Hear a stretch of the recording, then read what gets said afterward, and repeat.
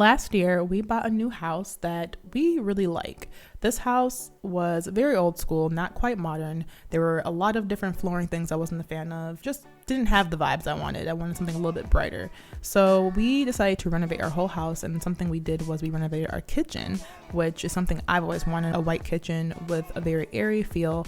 So we went to work, started painting, working together, and went on a few Lowe's trips, and eventually we got this kitchen the way we wanted. It is looking so good. So in this video, we are going to be sharing with you guys exactly how we did it and what our kitchen renovation was like. So join us in this kitchen reno.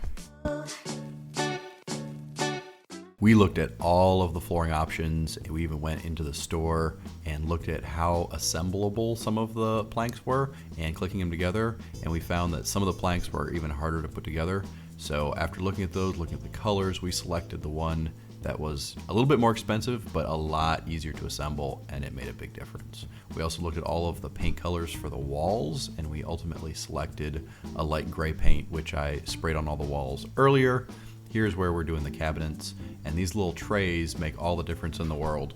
We picked this Benjamin Moore Advanced paint in white, which is amazing. It's a really, really good cabinet paint, and we did not tint it at all. It's just the base color, white. Using this makes a huge difference because otherwise all the paint gets into the cracks and crevices, especially because it's such a loose and runny paint. So on the cabinets, which we did not spray, it was super important to spread it out very thinly, because if it's stuck in any places and it was too thick, you'd get drips and runs and it would look terrible. So the trick with this top coat was to keep it very, very thin. Best way to do that was to use a foam roller and put on lots and lots of thin coats. And while I was putting on lots and lots of thin coats on the top, Cindy was priming it with the Zinzerben primer, which works amazingly well. It's absolutely what you want if you are going over some stained wood. It sticks well, and it really, really works well with the Benjamin Moore Advanced top coat, but it leaves kind of a rough surface, and so you have to sand it out, and you cannot clean your brush. So we got a whole bunch of dollar store brushes, and Cindy made all the contributions, save an incredible amount of time helping out. While the carcasses were drying, we then had to go prepare all of the doors. So as we prepared, we had to sand everything down and then wipe it down because it made a lot of dust and mess. And then once that was done, we used the primer to apply on all of the doors. The primer took a lot of coats, so we had to do between 3 and 4 coats, which took a little bit longer than I thought it would. But once we worked together and got that all done, we were ready for John to then go and spray all the cabinets outside. There's a step where you paint on the primer, you let it dry, you sand it down, let it dry, and then we spray. Okay, so here is what we got going on. John sprayed the back sides of this. So these are now drying. All of these right here. And they're all really shiny. It literally takes him like 10 seconds to spray and he's done. It's really nice actually. And then these are wet as well. And then these ones still need to be sanded and wiped down a little bit. So doing that now, and we'll try to get this done tonight. Quick side note, I just really loved how we were able to work together through this whole project. Although John did most of the work, I could help, and it was just something that allowed us to communicate and work well together. Once we were done painting, it was time to go countertop shopping. We wanted to go with a countertop that made the room feel bright without being completely white, because we wanted to make sure that if we cooked and made a mess, it wouldn't completely look messy. One granite option. Is it granite or is it quartz? This is granite. Okay, this is granite. We want something a little bit darker but bright, and also doesn't that can hide dirt. So this is one option. Not a huge fan, but it's nice. This one as well, because it's like less textured. I like this one because it's very like marbly looking. Marbly. And then this one's actually pretty cool too because it has this mold. So we're just trying to figure out which one makes the most sense. I like this one more than this one. I think I like that one more than this one. I'm not sure yet. All right, now we are in Lowe's looking at different quartz and granite. So we're trying to decide which one makes the most sense for our kitchen and also for our bathroom. But we're thinking most likely granite, just because at least the ones we've seen have more texture. This is the one that we just saw in the other place, so at least it's similar. It's not the exact same thing, but it's very similar. They're all kind of cool, but I haven't found anything I'm quite excited about, if I'm being honest. What's this? Peel and stick. It looks like ours that we just bought. Ours is a lot more work, but it's also our quality. That's true. It's very, very tough because it's quartz plus the man-made material.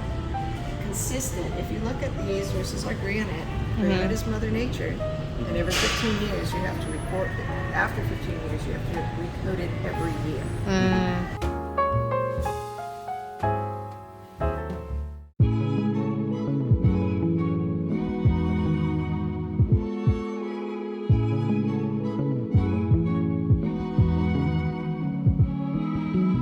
All right, John, so tell us what you're doing. Taking out these bottom tile pieces and then this backboard here, because our new countertop is not going to have a backboard like this. It's a lot more modern and fancy to do it straight to this. So he's gonna finish those other two back there, or not two, but yeah, there's two. Okay. One here, one there. and then one over here too, right, the dishwasher. Well, there's three over there. Three, yeah.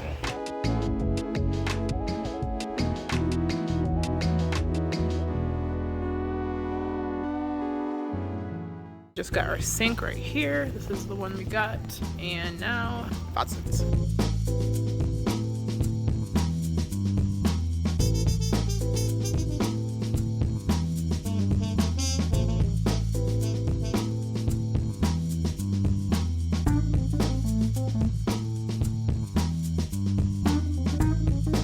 We were able to work out a deal with our granite people where after we purchased our granite for our kitchen, gave us remnants for our bathroom as well. So that was a really nice thing because it saved us a lot of money when we wanted to update the countertops for our bathroom. So something to consider if you are trying to renovate certain areas in your home.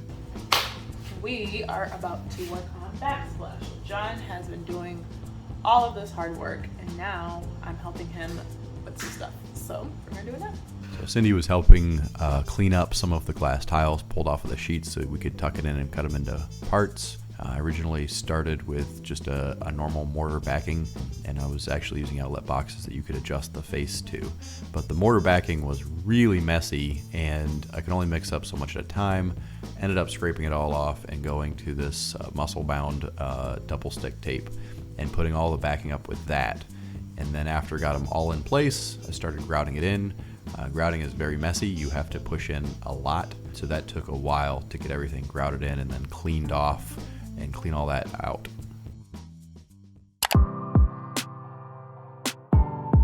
All right, welcome to our new kitchen. So this is the exact same kitchen as before, just a lot brighter as you can see.